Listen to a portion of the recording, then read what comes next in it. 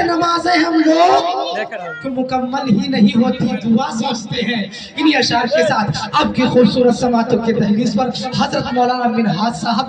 ندم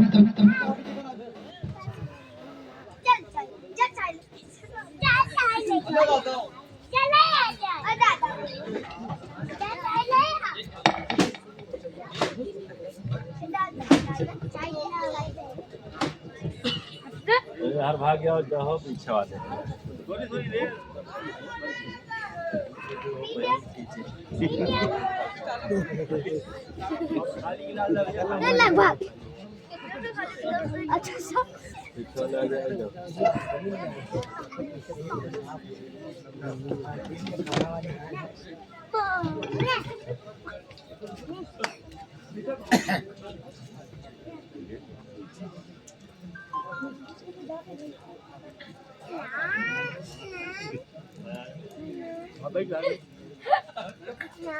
ارے بھائی نہیں گھر کا سویا دیر رہے گا نہیں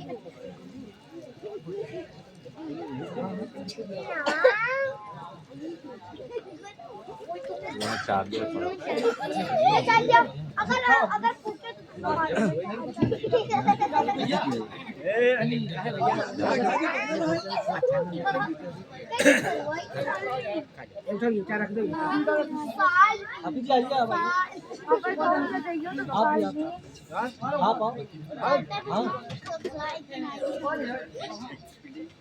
کہیں بدلی پیلی پیتے چلے جاؤ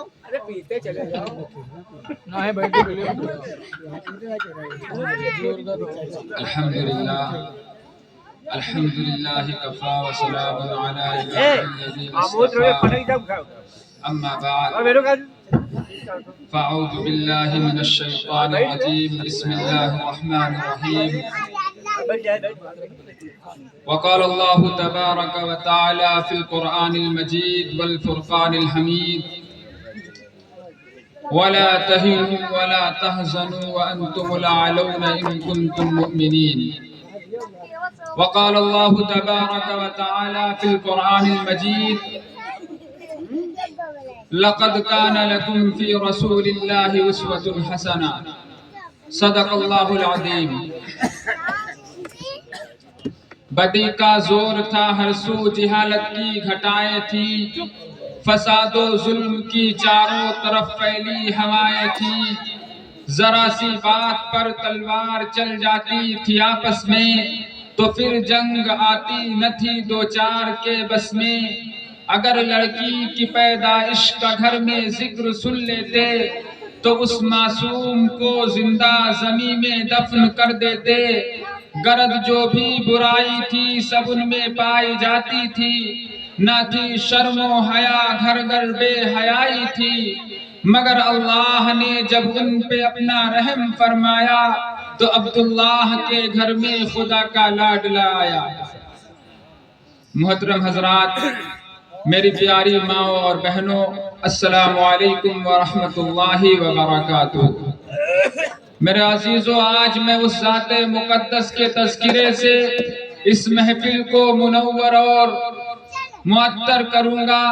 جس کے اشارے سے چاند کا دو ٹکڑا ہو گیا،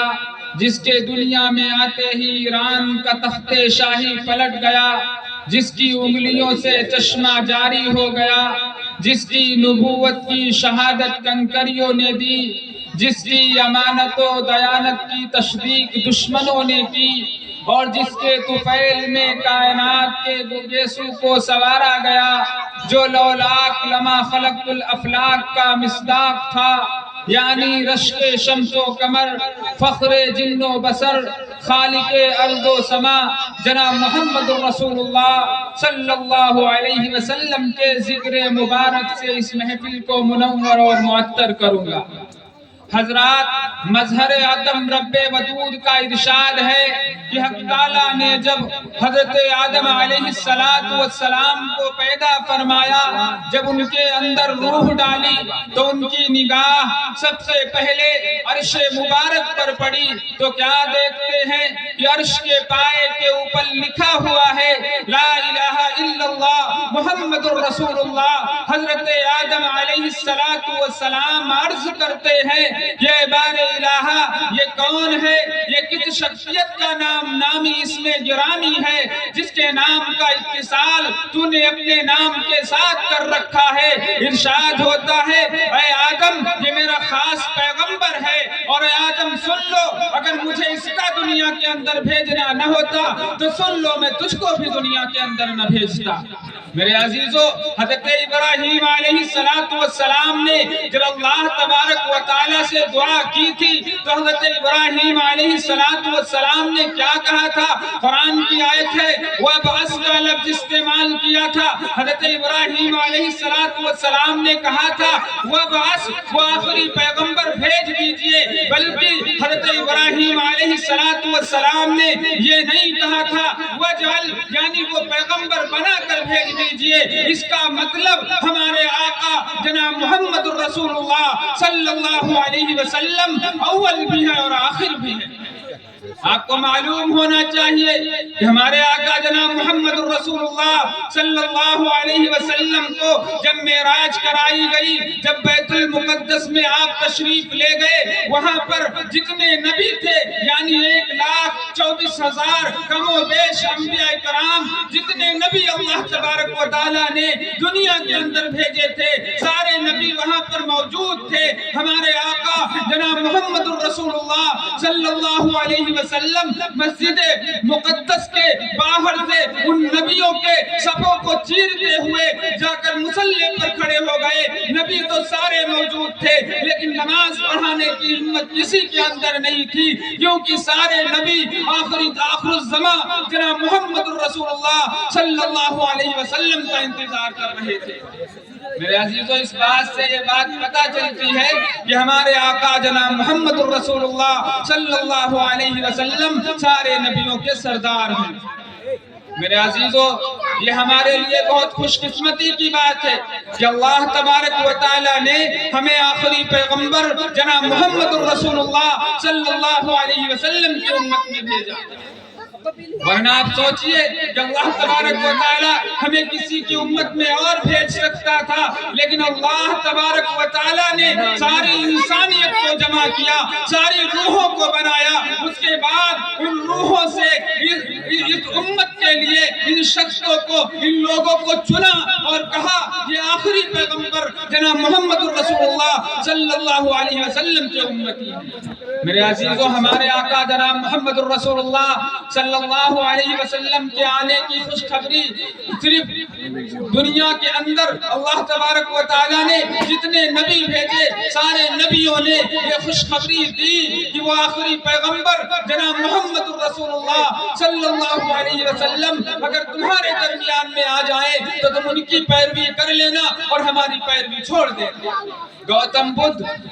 بدھ نے اپنی قوم سے کہا تھا کہ وہ آخری میترا بدھ مذہب میں نبی کو کہتے ہیں۔ گوتم بدھ نے کہا تھا کہ جب وہ آخری پیغمبر، وہ آخری رشی، وہ آخری نبی جب تمہارے درمیان میں آ جائے گا، جب تمہارے درمیان میں آ جائے اس آخری نبی کے زمانے کو پا لینا تو میری پیروی کرنا چھوڑ دینا، بلکہ آخری نبی جناب محمد الرسول اللہ صلی اللہ علیہ وسلم کی پیروی کرنا۔ میرے عزیزو، آپ سوچئے ہم نے قرآن کی ایک آیت پڑھی تھی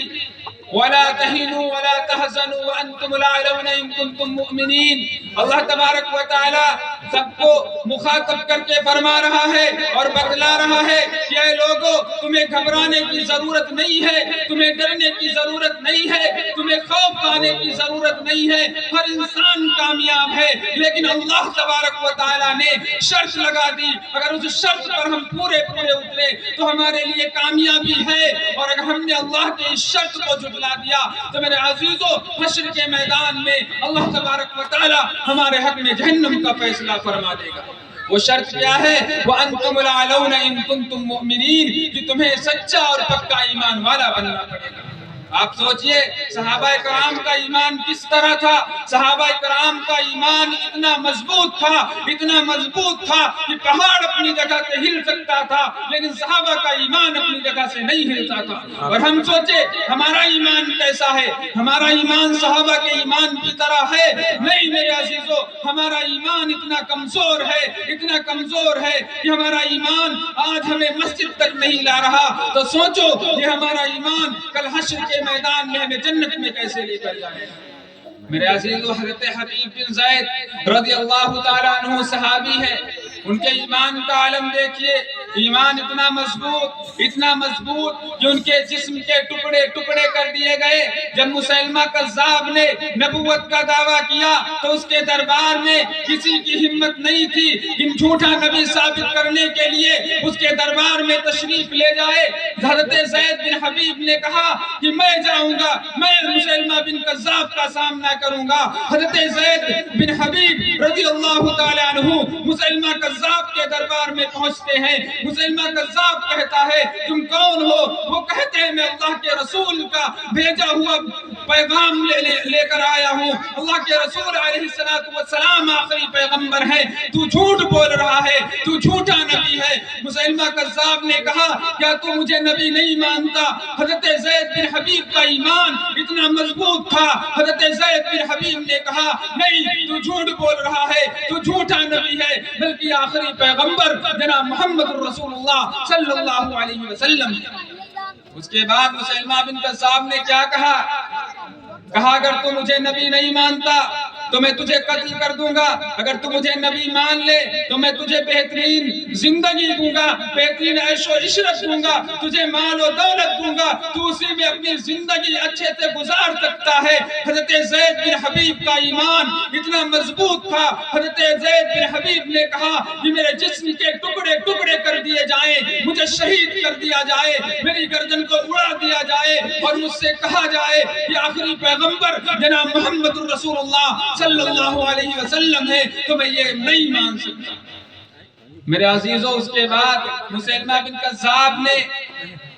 اپنے جلاد کو حکم دیا اور کہا ان کے ہاتھ کو کاٹ دیا جائے۔ حضرت زید کے ہاتھ کو کاٹ دیا گیا۔ اس کے بعد حضرت زید بن حبیب سے کہا کیا تو مانتا ہے کہ میں آخری نبی ہوں، میں آخری پیغمبر ہوں؟ لیکن حضرت زید بن حبیب کا ایمان اتنا مضبوط تھا، انہوں نے کہا نہیں، میں یہ کبھی نہیں گوارا کر سکتا، میں تجھے کبھی آخری نبی نہیں مان سکتا، بلکہ آخری پیغمبر محمد رسول اللہ صلی اللہ علیہ وسلم ہے۔ اس کے بعد حضرت زید بن حبیب کے دوسرے ہاتھ کو کاٹ دیا گیا اور یہی سوال کیا گیا۔ حضرت زید بن حبیب کے ٹکڑے ٹکڑے کر دیے گئے، جسم کے ایک ایک اعضاء کو کاٹا گیا اور حضرت زید بن حبیب سے کہا گیا کیا تو مانتا ہے کہ میں آخری پیغمبر ہوں؟ حضرت زید بن حبیب نے کہا نہیں، بلکہ آخری پیغمبر جناب محمد رسول اللہ صلی اللہ علیہ وسلم ہے، میں یہ گوارا نہیں کر سکتا کہ میرے نبی کی جگہ کوئی لے اور یہ کوئی میرے نبی کو جھٹلائے،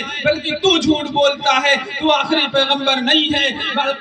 بلکہ آخری پیغمبر جناب محمد رسول اللہ صلی اللہ علیہ وسلم ہے۔ مسیلمہ بن کذاب نے زید بن حبیب کو قتل کروا دیا۔